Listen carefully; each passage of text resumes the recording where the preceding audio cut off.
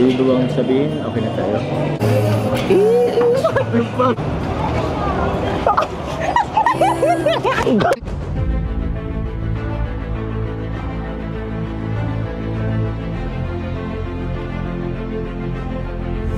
Ayun, shoutout guys, muli po, welcome to my YouTube channel. Ito po si Kuya Julay, ang inyong katugang, ang inyong kalingap. Na muling bumabati po sa inyo ng magandang araw, magandang gabi.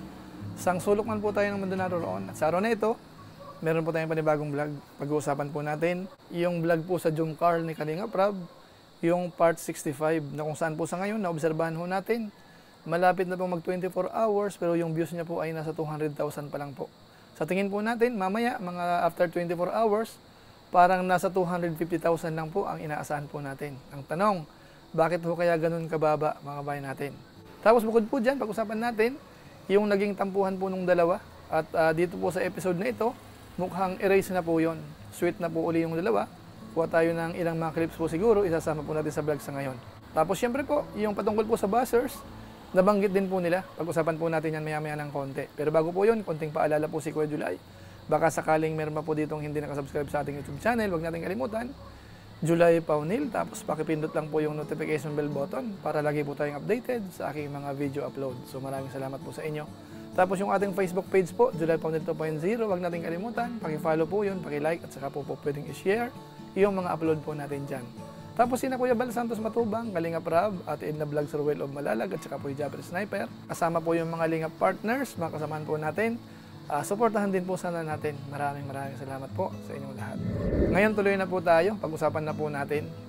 Ito pong pinaka-latest vlog po ni Kalingap Rab sa Jomcar. Ito po ay yung part 65 na kung saan ang isa po sa obserbahan po natin, masyadong maliit po yung views. Malapit na po mag 24 hours, pero yung views po niyan wala pa hong 250,000.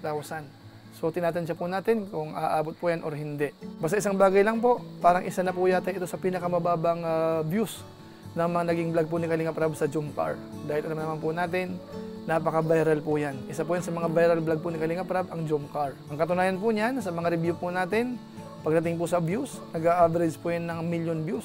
Ganun po kataas. Pero ngayon po, nagtataka po tayo, bakit ganun kababa? Tapos meron pa pong event sa Baguio. So hindi siya masyadong, hindi siya masyadong malakas pagdating po sa views, mga kabayan natin. Pagamat siyempre po, yung ilang mga dahilan po dyan, na-discuss na po natin kayo na doon sa ating live stream. So sa pagkakataong ito, pag-usapan po natin yung naging tampuhan ho nung dalawa doon po sa part 64 na kung saan po sabi nung ilan sa mga supporters, parang nawalan daw po sila ng gana dahil nag-away naman daw po yung kanilang iniidolo, mga kabayan po natin. So dito po sa episode na ito, papatunayan po natin sa kanila na dapat wag nilang alalahanin po yun, yung patungkol po sa away. Dahil normal naman po yun sa kahit magkasintahan, sa mag-asawa, nagkakaroon po ng tampuhan. At ang mahalaga po dyan, ang titingnan po natin, kapag po nagkabati na po sila. So sa pagkakataong ito, i-highlight po natin doon sa part 65, okay na po sila. Panoorin po natin at pinaliwanag po ni Carla kung ba't siya nagtampo. Ito, panoorin po natin. Tsaka, hindi ko naman alam na ganito pala mangyayari. So, magkakaiwalay tayo ng sakyan. Sorry na. Paratikan na lang pong hinahanap sa akin ng mga supporters. Hindi ko na alam kung ano sasabihin. Makahiya. Sorry na nga eh. Hindi naman sorry. Sige na. Sorry na. Dapat po sana pag may mga ganitong okasyon, parati tayong magkasama. Kasi syempre nakakahiya po sa mga supporters. Tsaka po, birthday ni Lolo Bal. Hindi ko naman kasi alam na ganitong mangyayari. Minsan, traffic. Minsan, hindi pa nakareli yung kasamahan ko. Siya naman yung trip natin sa Baguio kung lagi tayong ganito. Tsaka, ikaw na rin nagsabi na kaya kila Kuya Bal, kila Kalingap Rab, sila tuloy nag-a-adjust pa dahil sa atin. Sorry na. Basta po, wag mo nang uulitin. Di naman na ulitin agad. So, ibig ba bang sabihin, okay na tayo? Ha? So ayun po mga kababayan po natin. Isa po doon, yung laging nawawala po si Jomar. So napag-usapan po nila yan. At mukhang okay na daw, basta wag na daw pong uulit-uli. So panoorin po uli natin. After po na nag-asundo po yung dalawa, may mga konting kilitian po sila. Ito po yun. Uy! Saan tayo mamaya? Labas tayo doon? Hindi pa lang kila Kalinga Prab. Bakit? Sorry. Aray ko! Aray ko! Hindi ko pala magkampo eh. Ano po? Bakit? Bakit ba? Ako may bagyo. Malamig. Kapon pa ako nalamig ay dapat bumawi ka. Kumain ka kung daming tao. Wala yan. Wala naman sila pakialam sa atin. So ayan po, siguro naman okay na po tayo, ano? Kung ang pinoproblema po natin ay patungkol po sa tampuhan, sa tingin ko naman po, okay na po yung dalawa. Ngayon doon po sa parang nakukulangan pa po, isunod po natin nung sumakay po sila, tapos marami po silang pakilig po dito. Panoorin po natin.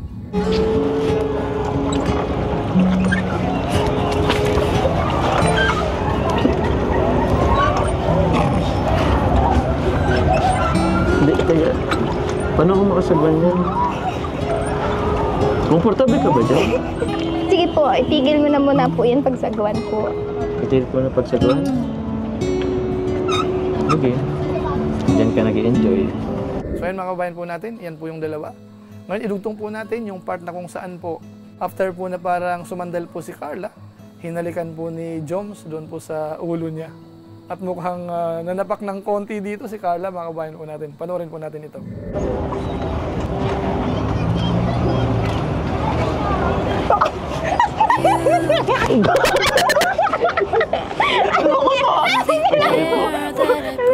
Wait.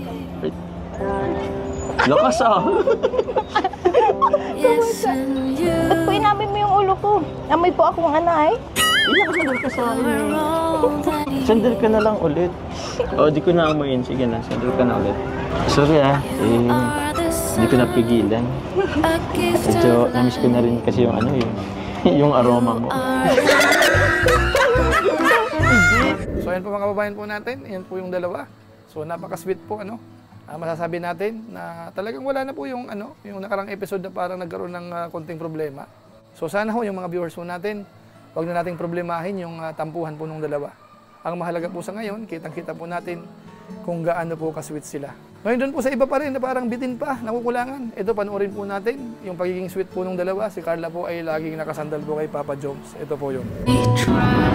Grabe. So ang ganda dito, no? Ano kaya kung pupiwan na lang tayo dito? Hindi po pwede, syempre. Bakit? Syempre, Bakit hindi pwede?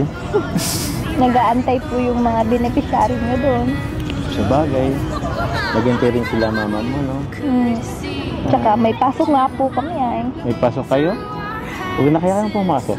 So ayan mga kababayan po natin, yan po yung dalawa. Siguro naman, kumbinsido na po kayo na talagang wala nang problema po yung dalawa. Kaya sana ho maging okay na po. Yung mga problema po sa comment section, mga nag-aaway, mga nagdi-demand, mga request na kung ano-ano na nababash si Kalinga Prab. Sana ho mawala na po yun mga kababayan po natin. Lalo na po doon sa mga legit po na supporters ng Jomcar, sana ho alisin po natin yung ganong isipin. Ang isipin po natin si Kalinga Prab po ay tinutulungan sina Carla. Nag-viral po yan, hanggang ngayon tinutulungan, nag-aaral po yan, ibinablog, tinulungan para magkaroon din ng sariling channel. So isipin po natin, si Carla ho ay mahal na mahal po yan ni Kalinga Prab. Ganoon na rin po si Jomar. Yun po ang wag po nating aalisin sa ating isipan. Para hindi po maging masama ang tingin niyo po kay Kalinga Prab. Para i-bash niyo po siya. Yun po ay pag-usap lang naman po natin. Kaya po natin pinag-uusapan po ito, ginagawa natin ang reaction video. Ang layunin po ay maging ganun po sana. Iwasan yung pambabash po kay Kalinga Prab dahil ang laki po ng kanyang ginagawa. Nagsasakripisyo po siya, nagpapagod para pasayahin po yung mga viewers, lalo na po yung mga OFW po dyan, naaliw po sa mga vlog po ni Kalinga Prab, ng Team Kalingap. Kaya sana mahalin din po natin ang Team Kalingap. Kahit mahal na mahal po natin ang kanilang mga recipients, o kaya yung mga love team. Mga kabayan natin?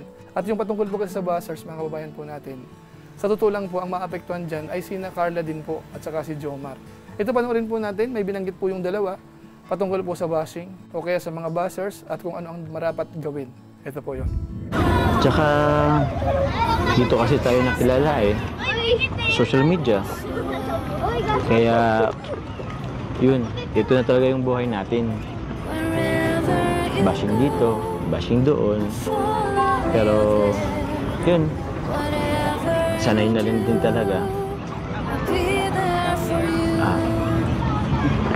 Basta, Saka, importante, alam natin sa isa't isa, yung tayo, diba? Sa likod ng camera, hindi naman ang mahalaga. Ikaw? Huwag bang isipin yun. Pero sa mandal. So yan mga kababayan po natin, maliwanag po yung narinig po natin. Kaya sana po sa mga bashers po, mag-isip-isip po tayo kung tayo man po ay talagang supporters ng Team Kalingap. Iwasan po natin, huwag masyado. Walang problema po kung konting advice lang po, kung may suggestion po kayo. Danin natin sa tamang proseso, sa mahinahon na usapan, at iparating po natin sa kinauukulan. At sigurado po tayo, yan po ay ma-actionan. So siguro po sa pamamagitan po niyan, pansamantala, yan lang po muna ng ating reaction video po. Dito po sa part 65 ng vlog po ni Kalinga Prab. Dito nga po kay Jomar at saka po kay Carla. So maraming salamat po sa inyo. At siyempre po, pasalamatan ko lang din po yung mga followers po natin sa ating Facebook page, subscribers natin sa ating YouTube channel. Lagi pong nanonood, lalo na yung mga hindi pa nag-skip ng ads. Masibag mag-like at saka po nag-share ng mga videos.